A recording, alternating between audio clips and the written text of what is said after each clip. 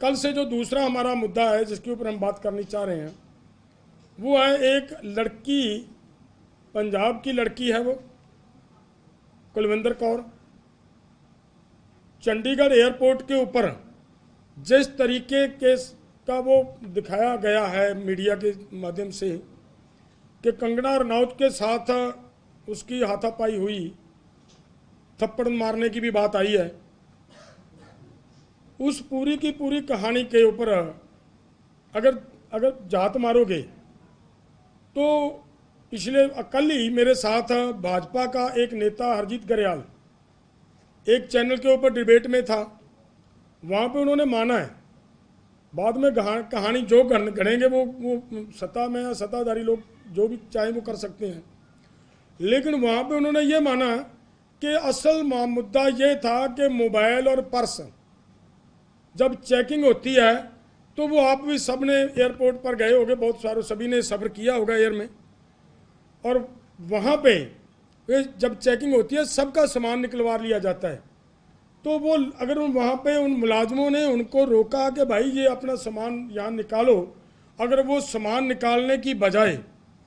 वो उनके साथ अपनी दादागिरी या कहें, या मैं इससे बढ़कर और भी ये बात कहूँ कि उन्होंने एमपी बनने के बाद अपना वीआईपी कल्चर वाली बात जो करी, असल डिस्प्यूट झगड़े की वजह यहाँ पे होगी, जो मैं मान रहा हूँ। जिस तरीके का हरजीत ग्रेवाल जी का वहाँ पे डिबेट में मेरे साथ बातचीत उन्होंने रखी, अगर ये हुआ तो मुझे लग रहा है कि उस लड़की का कोई दोष नहीं है, उसको खामखा फंसाने का प्रयास किया जा रहा है। उसने अपनी ड्यूटी निभाई है,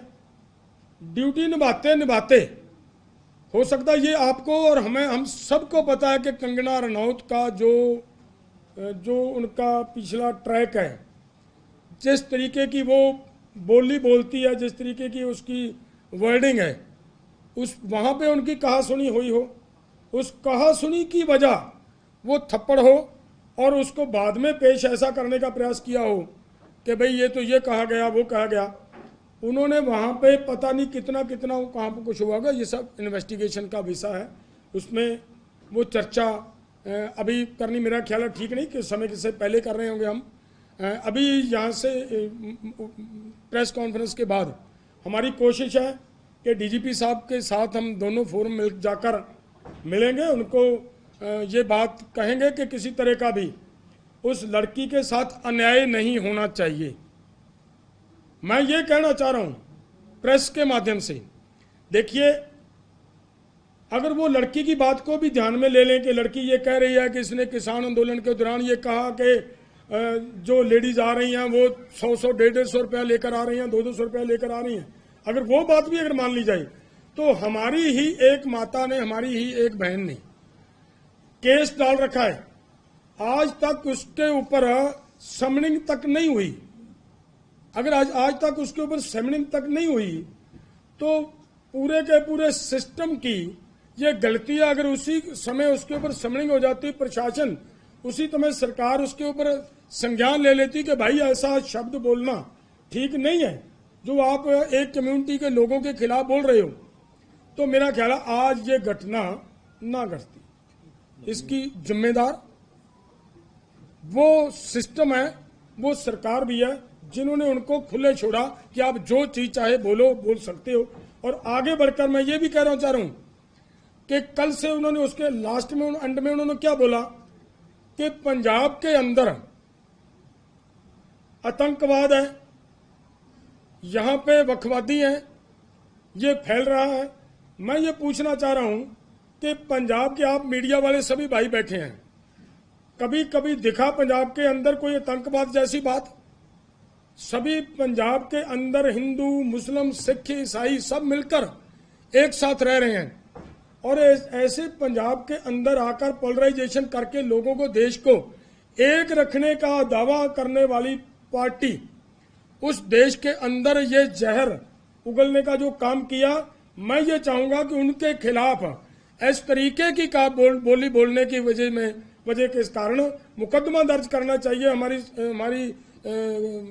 हाई कोर्ट को, हमारी सुप्रीम कोर्ट को तुरंत संज्ञान लेना चाहिए कि ऐसी तो जब कोई एमपी बन जाता है, देखिए एक कलाकार है, कलाकार भी एक रोल मॉडल होता है, उससे भी लोग बहुत कुछ सीखते हैं। कलाकार की जुबान में भी ऐसा नफरती बयान नहीं होना चाहिए,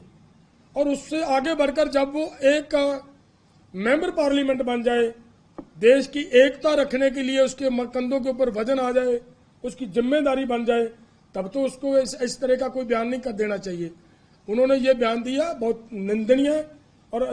उसके खिलाफ मतलब कार्रवाई करने की जरूरत है। हम मांग करते हैं उसके खिलाफ कार्रवाई होनी चाहिए। और आगे इसके ऊपर हम इतना ही करेंगे कि आज डीजीपी साहब को मिलेंगे। 9 तारीख का हमने एक ये रखा है कि यहाँ चंडीगढ़ में मोहाली के अंदर जो गुरुद्वारा अम्ब साहब है, वहाँ पे 10 बजे से लेकर 11 बजे तक हम पूरे सभी संगठन इकट्ठे होंगे और एक इंसाफ मार्च लेकर एसएसपी ऑफिस मोहाली की तरफ जाएंगे, ताकि किसी भी तरह का, ये हम आपके माध्यम से पूरे देश को ये बताना चाहते हैं कि किसी भी तरह का किसी के साथ भी अगर कोई अन्याय होता है, वो तो लड़की है जिसने किसानों की बात की, अगर बात की है, नहीं भी की, तब भी बेइंसाफी किसी लड़की के साथ, किसी लड़के के साथ हम बर्दाश्त नहीं करेंगे। और वो उसको इंसाफ दिलाने के लिए हम एसएसपी को 9 तारीख को वो हमें अपना मांग पत्र सौंपने का काम करेंगे। बाकी आगे की बात हमारे भाई नहीं, अभी नहीं, बाद में 9 तारीख बोल दिया मैंने। आगे की बात सभी बोल लें, क्वेश्चन का, हर एक क्वेश्चन का जवाब देंगे। हाँ जी, जड़ियां एरकी लोक सभा ਦੀਆਂ ਇਲੈਕਸ਼ਨਾਂ ਹੋਈਆਂ ਨੇ, और ਅਸੀਂ पहले दिनों ये गल करते रहे हैं भी जिहड़ी भी सत्ता च कोई भी पार्टी होगी, पार्टी ना कोई रौला नहीं, सत्ता ना रौला हैगा। तो आह अंदोलन साडा दिल्ली सरकार ना है, जिहड़ी भी उत्ते सत्ता च पार्टी आ, मोदी सरकार सी, ਤੇ ਆਪਣੀਆਂ ਜਿਹੜੀਆਂ 11 ਮੰਗਾਂ ਆਪਾਂ ਲੈ ਕੇ ਗਏ ਸੀ, ਉਹਨਾਂ ਮੰਗਾਂ ਨੂੰ ਮਨਾਉਣ ਦਾ ਸਵਾਲ ਸੀਗਾ। ਬਹੁਤ ਉੱਭਰੀਆਂ ਮੰਗਾਂ ਜਿਵੇਂ ਐਮਐਸਪੀ, ਲੀਗਲ ਗਰੰਟੀ ਕਾਨੂੰਨ, ਕਿਸਾਨਾਂ ਮਜ਼ਦੂਰਾਂ ਦਾ ਕਰਜ਼ਾ, ਮਜ਼ਦੂਰਾਂ ਵਾਸਤੇ 200 ਦਿਨ ਰੁਜ਼ਗਾਰ, 700 ਰੁਪਇਆ ਦਿਹਾੜੀ, WTO ਤੋਂ ਭਾਰਤ ਬਾਹਰ, ਅਭਿਆਤੀਆਤ, ਬਹੁਤ ਸਾਰੀਆਂ ਮੰਗਾਂ ਸੀਗੀਆਂ। ਸਰਕਾਰ ਨੇ ਮੰਗਾਂ ਤੇ ਤਾਂ ਕੀ ਗੌਰ ਕਰਨਾ ਸੀਗਾ, ਜ਼ਬਰ ਤੇ ਆਈ ਸਾਡੇ ਖਿਲਾਫ। ਤੇ ਲਗਭਗ 13 ਫਰਵਰੀ ਤੋਂ ਮੋਰਚਾ ਵਾ। ਅਸੀਂ ਤੁਹਾਡੇ ਸਾਹਮਣੇ ਉਦੋਂ ਦਾਅਵੇ ਕਰਦੇ ਸੀ ਵੀ ਜਿਹੜੀ ਸਰਕਾਰ ਕਿਸਾਨਾਂ ਨੂੰ ਗੋਲੀਆਂ ਮਾਰ ਕੇ ਸ਼ਹੀਦ ਕਰੂਗੀ, ਜਿਹੜੀ ਸਰਕਾਰ SLR ਦੀਆਂ ਗੋਲੀਆਂ ਚਲਾਊਗੀ, 12 ਬੋਰ ਦੀਆਂ ਗੋਲੀਆਂ ਚਲਾਊਗੀ, ਜਿਹੜੀ ਸਰਕਾਰ ਰਬੜ ਦੀਆਂ ਗੋਲੀਆਂ ਚਲਾਊਗੀ, ਜਿਹੜੀ ਸਰਕਾਰ ਇਸਰਾਇਲ ਦੇ ਮੰਗਾਏ ਡਰੋਨਾਂ ਤੋਂ ਸਾਡੇ ਤੇ ਸ਼ੈਲਿੰਗ ਕਰੂਗੀ, ਉਹਨੂੰ ਸਾਨੂੰ ਨਹੀਂ ਲੱਗਦਾ ਵੀ ਦੇਸ਼ ਦਾ ਕਿਸਾਨ ਮਜ਼ਦੂਰ ਦੋਹਰੇ ਸੱਤਾ ਤੇ ਲਿਆਉਣ ਦੀ ਗੱਲ ਕਰੂਗਾ। ਭਾਵੇਂ ਵੋਟਾਂ ਨਾਲ ਸਾਡਾ ਕੋਈ ਸਬੰਧ ਨਹੀਂ ਸੀ, ਕੋਈ ਵੀ ਜ਼ਬਰ ਨਹੀਂ ਚਾਹੁੰਦਾ ਹੈਗਾ। ਸਰਕਾਰ ਕੋਲੇ ਕਿਸਾਨ ਮਜ਼ਦੂਰ ਆਪਣੇ ਚੰਗੇ ਭਵਿੱਖ ਵਾਸਤੇ, ਚੰਗੀ ਜ਼ਿੰਦਗੀ ਵਾਸਤੇ ਮੰਗਾਂ ਮਨਾਉਣ ਆਇਆ ਹੈਗਾ, ਨਾ ਕਿ ਟਕਰਾਉਣ ਆਇਆ ਹੈਗਾ। ਪਰ ਭਾਜਪਾ ਨੇ ਇਹ ਰਾਹ ਅਪਣਾਇਆ ਬਗੈਰ ਕਿਸੇ ਡਰ ਤੋਂ, ਕਿਉਂਕਿ ਉਹਨਾਂ ਨੂੰ ਇਹ ਲੱਗਦਾ ਸੀ ਵੀ ਰਾਮ ਮੰਦਿਰ ਦਾ ਮੁੱਦਾ ਉਹਨਾਂ ਨੂੰ ਪਾਰ ਲਾ ਦੂਗਾ। ਉਹਨਾਂ ਨੂੰ ਲੱਗਦਾ ਸੀਗਾ ਵੀ ਜਿਹੜਾ ਫਿਰਕੂ, ਜਿਹੜਾ ਕੀ ਕਹਿੰਦੇ ਧਰਮ ਦੇ ਆਧਾਰ ਤੇ ਉਹ ਧਰੂਵੀਕਰਨ ਕਰਨਾ ਚਾਹੁੰਦੇ ਆ, ਉਹ ਮੁੱਦਾ ਉਹਨਾਂ ਨੂੰ ਪਾਰ ਲਾ ਦੂਗਾ। ਉਹਨਾਂ ਨੇ ਲਗਭਗ 20 ਤੋਂ 22 ਦੇ ਵਿੱਚ ਜਿਹੜਾ ਰਾਮ ਮੰਦਿਰ ਦਾ ਉਦਘਾਟਨ ਹੋਇਆ, ਉਹਦੇ ਵਿੱਚ ਹੀ 400 ਪਾਰ ਦਾ ਨਾਰਾ ਲਾਤਾ ਸੀਗਾ। ਔਰ ਥਰੂ ਆਊਟ ਸਾਰੇ ਮੀਡੀਆ, ਥਰੂ ਆਊਟ ਸਾਰੇ ਬੁੱਧੀਜੀਵੀ, ਥਰੂ ਆਊਟ ਵਿਰੋਧੀ ਧਿਰ, ਇਹ ਪਰਸੈਪਸ਼ਨ ਸੀ ਪੂਰੇ ਦੇਸ਼ ਦੇ ਵਿੱਚ ਵੀ ਇਹ ਤਾਂ ਇਲੈਕਸ਼ਨ ਮਹਿਜ ਉਪਚਾਰਕਤਾ ਨੇ। ਕੋਈ ਵੀ ਇਸ ਦੁਨੀਆ ਦੇ ਤਾਕਤਵਰ ਪ੍ਰਧਾਨ ਮੰਤਰੀ ਨੂੰ ਸੱਤਾ ਤੋਂ ਪਰੇ ਨਹੀਂ ਕਰ ਸਕਦਾ। ਅਸੀਂ ਉਸ ਮਾਹੌਲ ਦੇ ਵਿੱਚ ਵੀ ਇਹਦੇ ਖਿਲਾਫ ਖੜੇ ਤੇ ਸੰਘਰਸ਼ 'ਚ ਰਹੇ ਹਾਂ। ਦੂਜਾ, ਜਦੋਂ ਅਸੀਂ ਸੰਘਰਸ਼ ਕਰ ਰਹੇ ਸੀ, ਸਵਾਲ ਸੀ ਵੀ ਜੇ ਕੋਡ ਆਫ ਕੰਡਕਟ ਲੱਗ ਗਿਆ ਤੇ ਤੁਹਾਡਾ ਬਹਿਣਾ ਵਾਜਬ ਹੈ ਕਿ ਨਹੀਂ ਵਾਜਬ ਹੈ। ਇਹ ਮੀਡੀਆ ਵੱਲੋਂ ਵੀ ਆਲੋਚਨਾ ਹੁੰਦੀ ਸੀ, ਉਹਨਾਂ ਦਾ ਹੱਕ ਹੈ ਆਲੋਚਨਾ ਕਰਨਾ। ਅੱਜ ਅਸੀਂ ਜਸਟੀਫਿਕੇਸ਼ਨ ਕਰ ਰਹੇ ਦੀ ਵੀ ਜੇ ਅਸੀਂ ਅੰਦੋਲਨ ਦੇ ਵਿੱਚ ਨਾ ਹੁੰਦੇ ਤਾਂ ਮੈਨੂੰ ਨਹੀਂ ਸੀ ਲੱਗਦਾ